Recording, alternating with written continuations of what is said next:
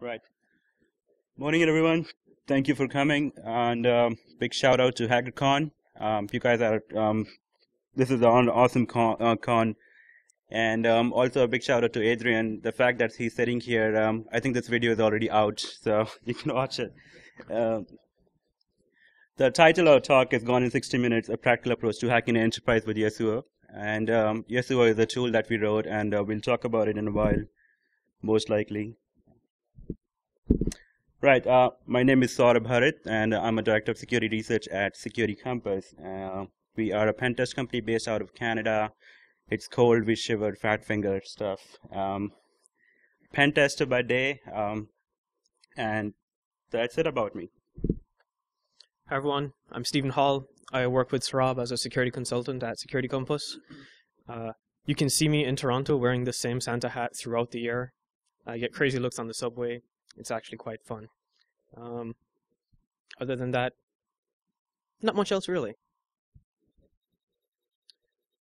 All right, so just to set the record straight, we are not going to be dropping any ODAs here, no shells, but we'll be talking about how to get a shell.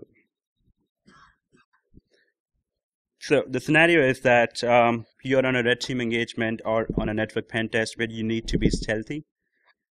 You've bypassed physical security. There are several ways of doing that. I mean, how many of you have turnstiles on rotating doors in your office? Anyone?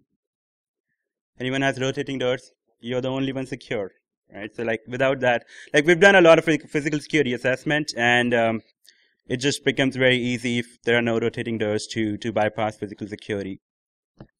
We won't be getting much into that out of scope for this talk. We've seen some clients implement NAC, so network access control. I don't know if how many of you guys do that. But there are certain ways of bypassing NAC. Again, this is out of scope of this talk, but from my own personal experience, the best thing is if it's a large enterprise, just look for unprotected NAC ports. There are thousands of NAC ports, and if you roam around, look for unprotected NAC ports. So if you see like a wireless router hanging from the roof or lying on the ground, that should give you access to the network. Easiest way to get through it. Sorry? Printers. Yeah, you can spoof MAC address from printers, and that should do as well. What next? So you bypass physical security, you bypass NAC, and the part of engagement is for you to get the highest level of privileges on the network, or say get access to PCI data. So what are you going to do next? Typically, if you're crunched with time and you have like 5,000-6,000 IPs to scan, the first intuition is to run Nessus, which basically is probably not a good idea, because if you're trying to be stealthy, and a generic vulnerability scanner like Nessus will light up any network security device like a Christmas tree. So the problem is that we can't use a network vulnerability scanner because we want to be stealth. We have to be stealth and quick because we are either a bad guy who basically bypassed the physical security, got access, so security will be on your ass, or you have to, on a red team engagement, you pretty much have to be really quick, stealthy, and get out of there as soon as possible. You can really use Google Docs. How many of you used Google Docs? Right, so like directives like site, link, you can use them to gather information about your target, right?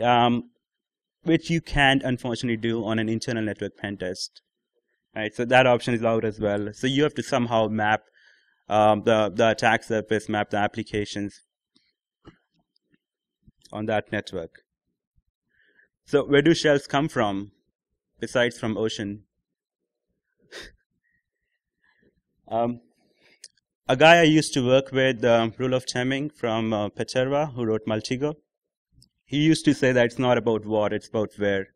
And I think the message here is that, well, it's not 1980s anymore. No matter how much we moan, things are getting better. So if you look at network security devices, they're getting smarter. There is proactiveness in network security admins.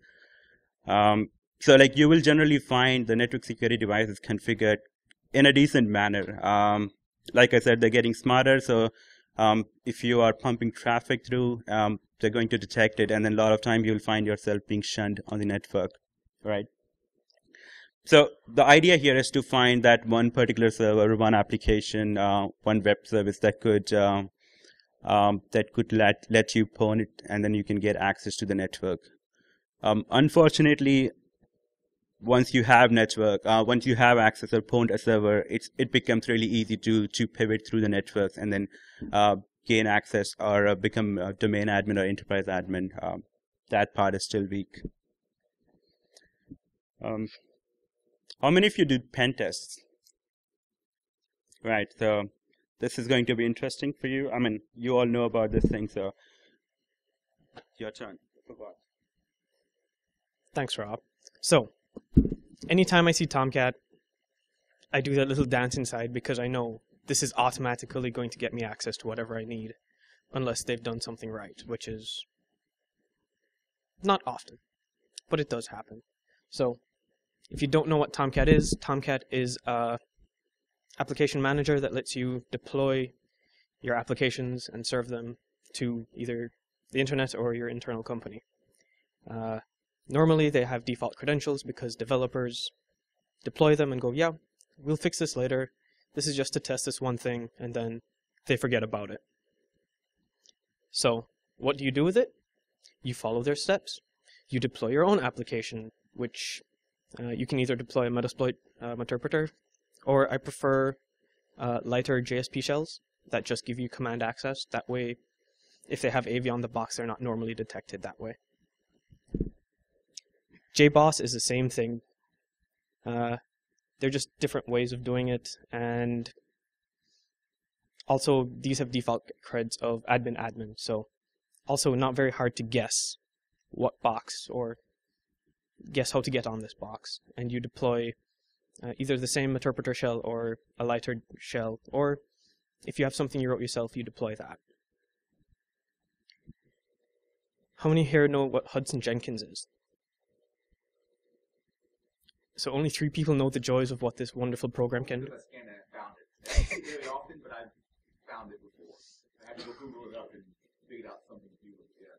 So, Hudson Jenkins is a build automation tool, and the highlighted section at the bottom is the most interesting part. They have 2 ways of giving you an interactive shell by default on an installation. You literally click either of those links, you compile your Java or Groovy, and you run it. You don't need to upload anything. This is default installation. Yep, there is also no Metasploit module for it. Fun times when you come across this as well, because this also runs either as system or root. I've mostly seen it as root on Linux boxes. So, the top shell is the Hudson Jenkins. That is literally all the Java Groovy you need to exploit the box and get the shell back. And the bottom one is our favorite Tomcat JBoss, using the Ludanium shell, default NT system. I'll let Saurabh talk about the next couple of ones. Right. So these are some of the popular applications. I think if you're a pen tester, these would be some of your favorite applications, or more, I would say more popular applications that we normally come across on the network and then pwn them. How many of you have come across AD Manager Plus? Right. So I was doing a pen test, and it was one of those pen tests. Actually, I don't know. So I was doing a pen test, and we were in a kickoff meeting. So it was me, some sales guys, some guys from the client side, and we were sitting in a conference room. And obviously, it was a sales meeting, so I got bored. And it was a kickoff meeting, so I plugged myself on the network. And I started looking for applications. And by luck or coincidence, I came across AD Manager Plus. So turns out someone installed AD Manager Plus. This is a third-party tool, allows you to integrates with the Active Directory and allows you some advanced management. So you can automate some stuff. Basically, it's like having GUI version of Metasploit, which is lame, but some people like it. again, this when you install it, it installs with default credentials admin.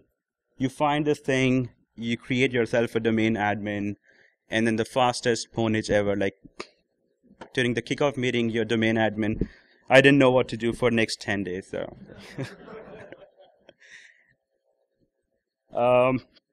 how many of you heard of Cyberome UTM? It's apparently a network security device and exposes a web interface. It's Cyberome Unified Threat Management. I was doing an external network pen test, and it was one of those pen tests when the client gives you 10, 15 IPs. There's nothing running on 11 of those IPs. A VPN port open on one IP. There's nothing much there. So I started looking around. I came across the security device, and I did not expect anything from this device, but it was configured with default passwords. So once you get access to it, I reported 2 ORAs, I think 2-3 years back, never heard back from Cyberome, so I made it public. First, it gives you remote command execution, and the second vulnerability is actually much more lucrative than RCE on this device. So what happens is, due to some fucking weird reason, this device connects to Active Directory to pull some data. And so not just that, it's got a test button, so which basically you can use. You can click on the test button to see if the connection is successful with the Active Directory or not, right? So what could go wrong there? Anyone? I'm sorry? Password is actually stored on the client side. God knows why. But just right-click on the page, view source of the page, the password is right there. Since it's a network security device, it's probably configured with a high-privileged domain user. So again, easy pwnage there. And I actually didn't even know what to recommend to the client. You guys are okay. If you can just get rid of this network security device, things would be fine. Is that you again? So, what is Yasuo? As this talk continues, you're probably going to say some of this sounds familiar to RAR, and the concepts are it comes from the same roots, but not quite the same end result. So, we wrote this in Ruby. It took us for us a long while to write. We're not programmers, so we didn't write it on a flight to a con and be like, hey, we wrote this and we released it here. Congratulations. No. It took us time and testing to get a somewhat workable version running. It is not an application vulnerability scanner. So what it does is it helps you identify applications that have potential vulnerabilities in them. We currently support pretty much most of the Metasploit modules that are for web applications, and we're slowly working on adding more as we go along.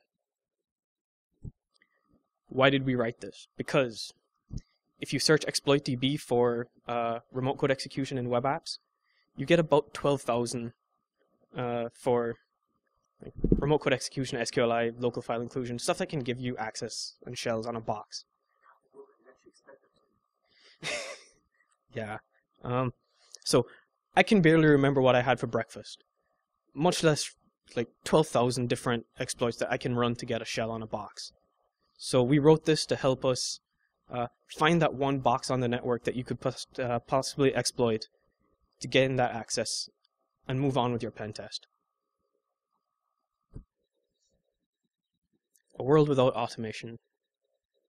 I like cats, so we have a cat playing with my computer. So before we wrote this tool, we had to do everything manually, or you had little scripts that you hop together to look for Tomcat, JBoss, that stuff. And it takes you a while. So you'd go through and you'd see, oh, that port looks interesting, and you hit it, and you say, oh, maybe, maybe not, and you move on. So after we wrote this tool, one client engagement, we were scoped for about 5,000 IPs. We ran Nessus against that for just to cover your basis, and it took about 24 hours. It was long and painful. And figured all the network security fight. Yeah, and everybody knew we were there. With Yasuo, the client asked us to try a bit more stealthy approach, and they gave us their entire network range to run against, which was a /16, class B, and we did. It finished in about 2 hours against the whole range, and we may have set off 1 or 2 alarms, but not as much as we did with Nessus. And from that 65,000 ranges, from those 65,000 IPs, we found about 25 hosts that had applications on them that we could pop. And we did, and we got domain admin in, what, a couple hours? Yeah. So went from 24 hours of scanning Nessus to less than a day's work to owning the network. I found that useful. I got to sleep more, which was nice for that kind of project. So what's currently out there? There are stuff out there that can be configured to do stuff similarly. There's NIC2 Nmap scripts. RAR can do some of this as well. But what we focus on is helping you find those applications that have exploits out there. So like all of the stuff will say, hey, this is here. But like what Yasuo does is say this is here, and it could be vulnerable to this. So it helps you figure out that, hey, I can at least look at this and look in the right direction for that exploit. Right. So we looked at some of the very popular vulnerable applications that are easy to find. I think even Nessus picks them up. And then we came across we talked about some of the unpopular applications, but they're still there on the network, right? So we came across them. So the point that I'm trying to make is that there are not just 3 or 4 popular vulnerable applications that you could point to get access to a server. There are over 12,000 if you look at exploitdb. So what we did was we searched through exploitdb, we grepped for malicious file upload, RFI, LFI, SQL injection, remote code execution, and then 12,000 entries came back. And that's when we thought that it'll benefit everyone to just write something that could find those kind of applications.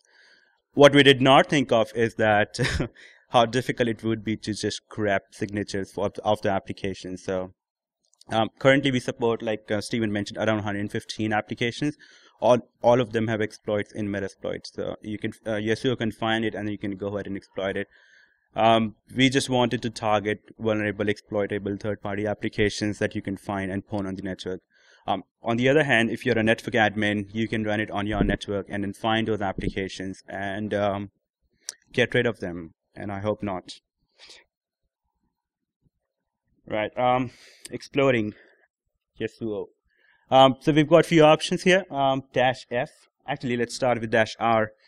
-R takes an IP address or IP range, CIDR range, pretty much the same format as Nmap.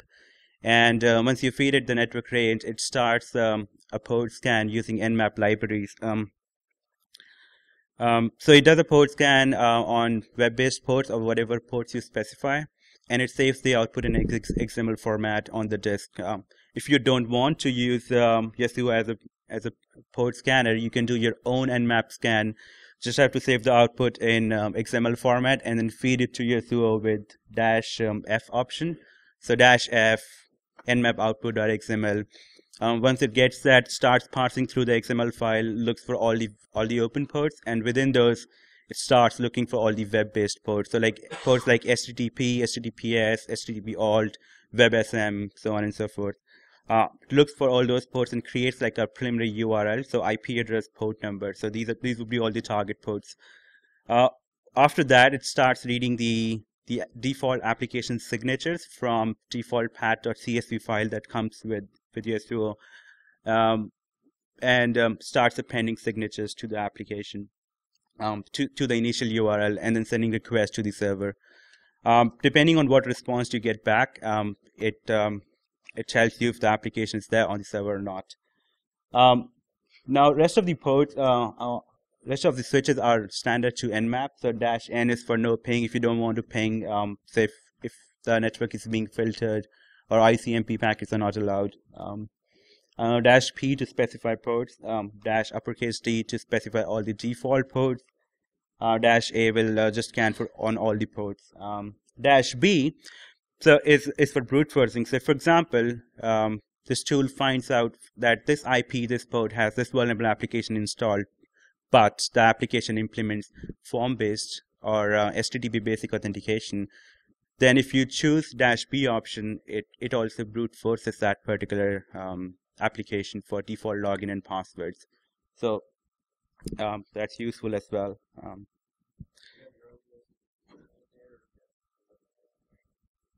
We have a very basic list in there, but you can also add your own list. It doesn't matter. Like,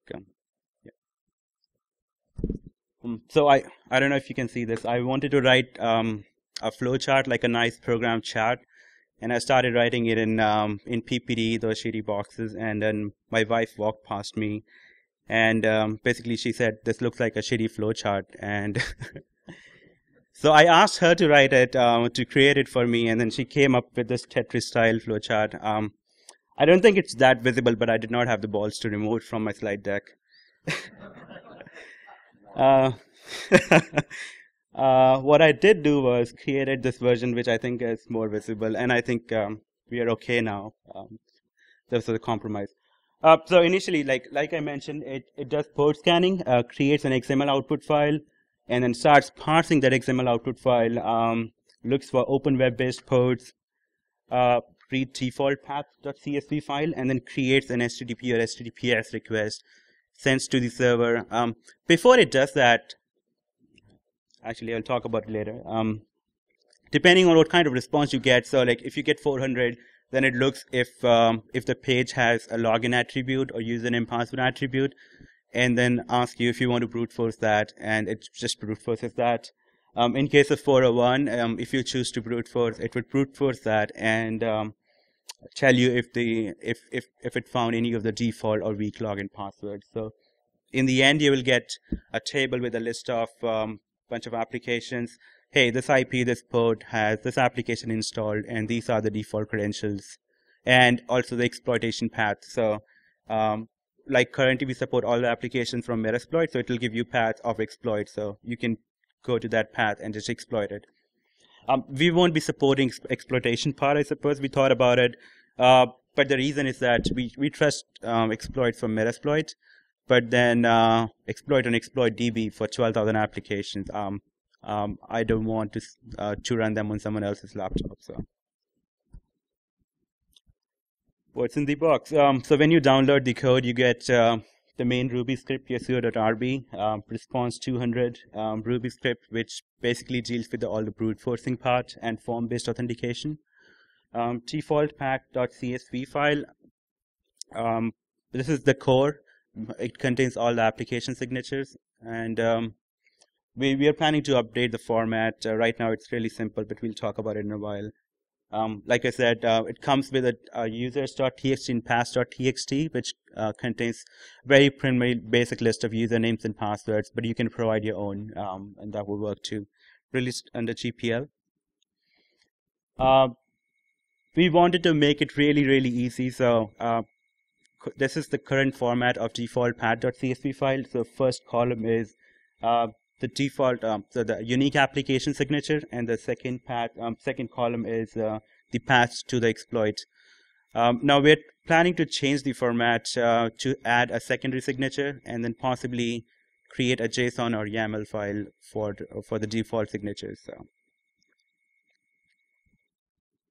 what's happening behind the scenes is it detects false positives. So before it starts enumerating applications on a particular IP and port, it creates a bogus request. So I think it looks for this file will never exist .txt or PHP, and also similar kind of request or a folder just to enumerate, like some web servers just like throw 200 or 401 for each resource or garbage resource that you want to request.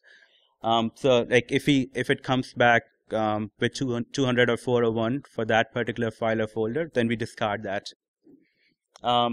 It automatically extracts the login form. So in case an application or server responds back with 200, It checks if that page has a login form or not. If it does, then extracts the login form, and also extracts the username and password parameters, and starts to brute force that if you select.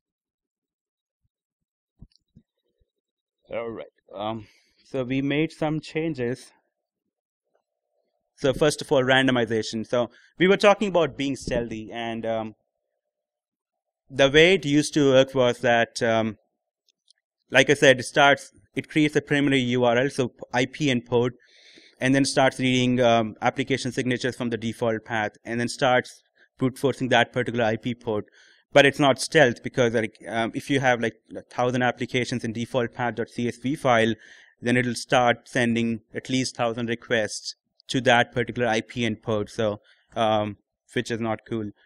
So we added randomization. So now it randomizes the IP and port, so you're not attacking one particular IP or port all at the same time or for all the applications. So it randomizes that. So one IP port is being hit first, and then something else, and then something else. You know how randomization works.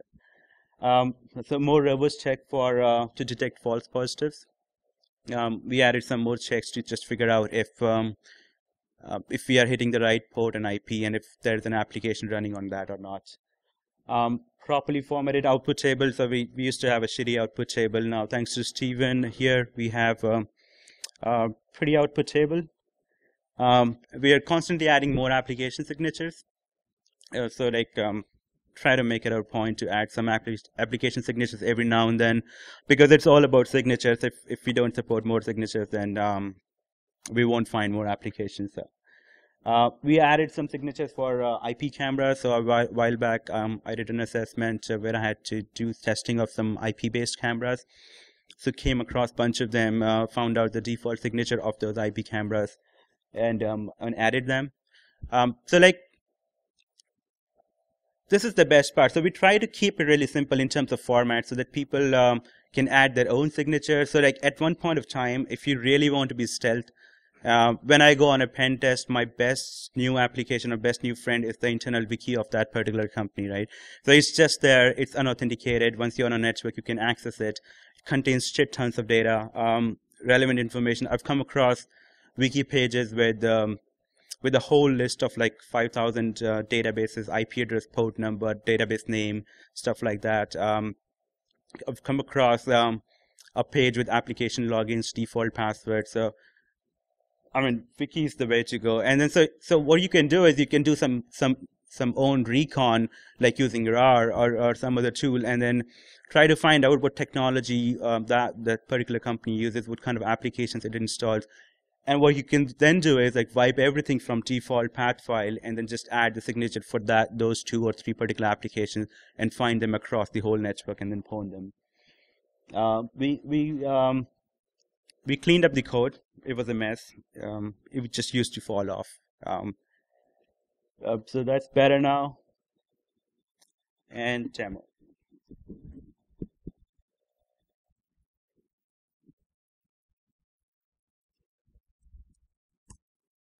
Can you see his screen? Oh, yes. All right. This is what it looks like with all the options and everything.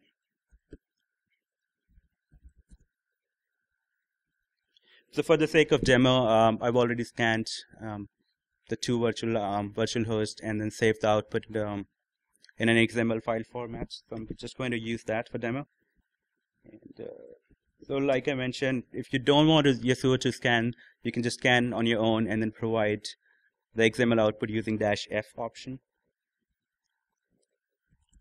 Yeah, so this is good if you're coming back to a company for the second time and you have that scan data already. Or in my case, I've managed to find XML data. While testing, I managed to find an admin who already had an Nmap scan of their network just sitting in his home directory. So, yeah. Helps you become more stealthy. I just ran the basic functionality, default functionality, and in the end, it gave me a table of all the IPs and the port number, all the applications installed, the exploitation path, and the credentials is not applicable because we did not brute force. Now, if I want to brute force, I can choose to only brute force HTTP basic authentication, or I can brute force form-based authentication. And the third option is to just brute force everything.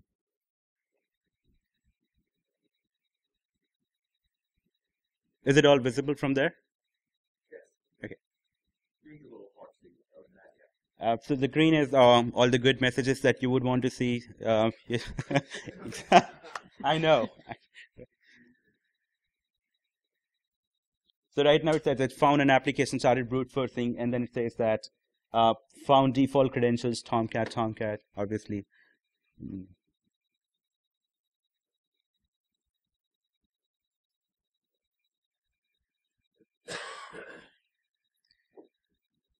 You can get rid of all the debug messages. It's easy. It's like we just want a clean output.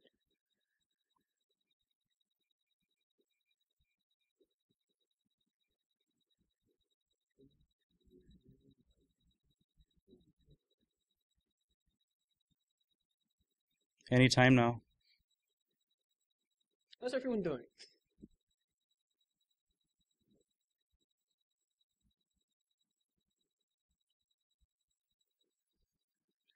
All right, done. Yeah, done. So demo works. So here in the table, you will see that IP address, port number, and the vulnerable application that it found. And then now you actually see the exploitation path and the default credentials. The first field is the username. The second field is the password. So in case of Tomcat, it found Tomcat. There's a second application called TestLink. I think it's test management application. Also allows remote code execution and file upload. Admin. For Jenkins, it's blank because Jenkins does not implement any username and password. So it's unauthenticated. That's even better. Then MediaWiki, also remote code execution, if I'm not wrong. And then default credentials, admin. In case of Zabbix, that guy installed Zabbix securely, so we did not find any credentials. So they were not admin. Yeah. I think the Apache Tomcat, like I had to include it in the demo because like I seriously think that the Tomcat installs itself on the network. Like, I mean, that is a very, very... No matter a few parts that it's being credited, does it actually test for the default passwords, or does it show you only? It tests for It tests. It brute forces it if you choose to. Right, so like, there's no way that, like, Apache Tomcat is a very well-known vulnerability in the application, and I mean, it's been out there for so many years. If you look at Metasploit, there are, I don't know, like 5 ways of exploit it, and I refuse to believe that someone misconfigures it even now and on multiple instances. Right? I think it just installed itself on the network, and if that's not true, I'm pretty sure that it reverts back to the default credentials once an admin configures a strong credentials. Yeah, that's it.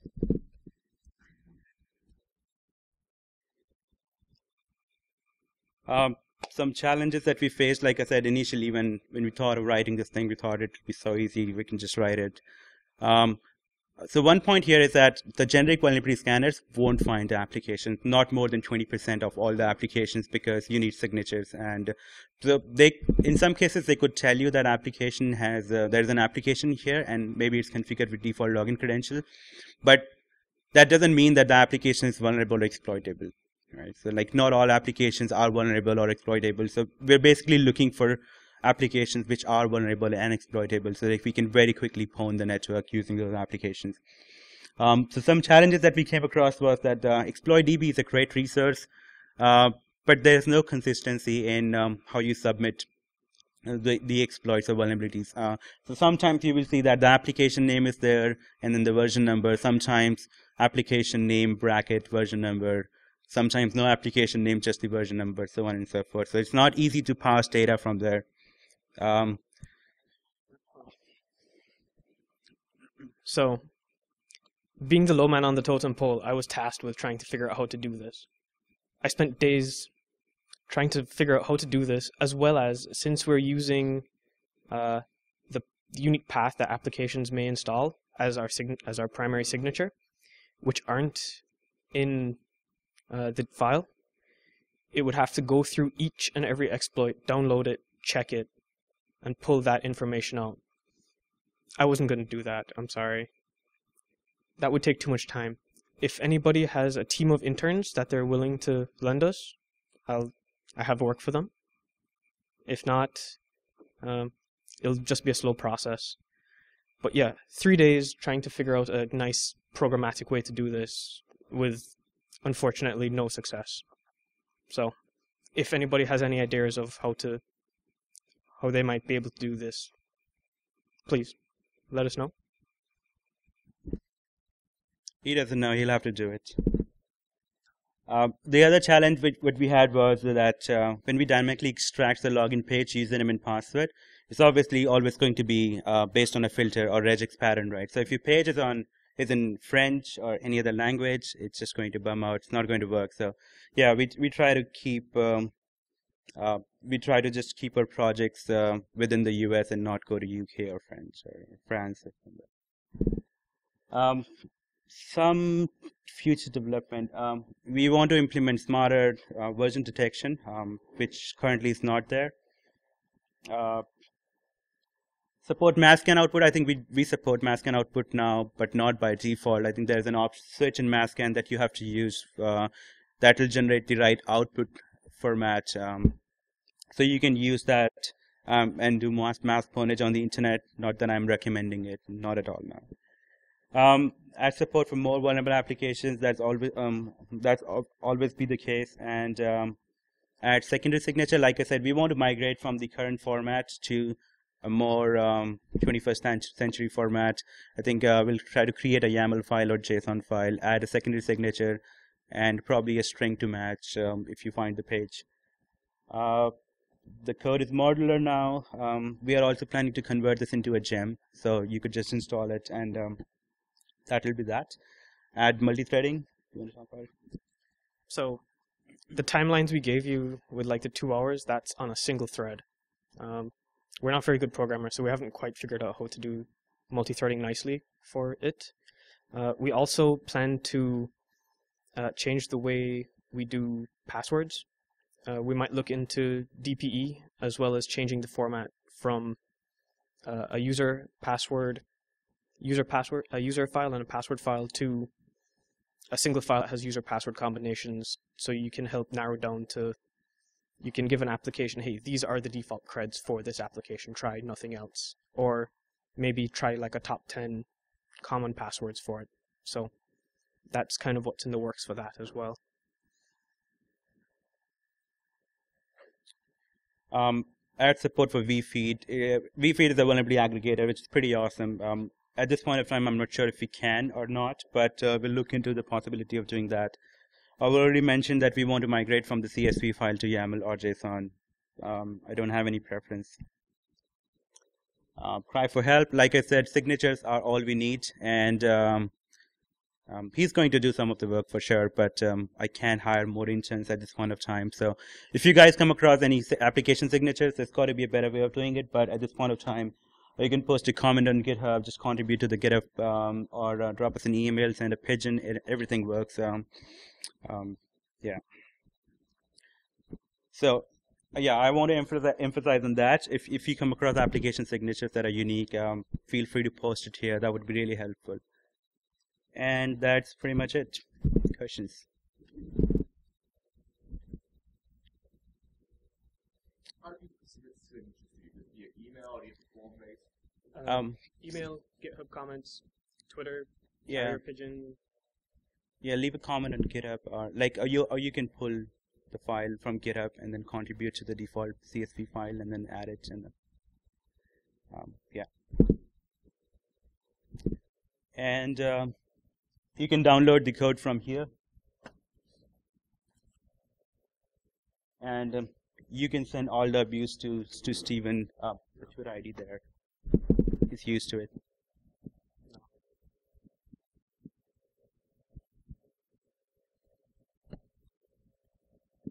All right, and credit to Nmap, exploit database, my colleague Ram, who's working on making it into a gem and added some more coolness to the tool, and Google Image Cache. Thank you all for coming.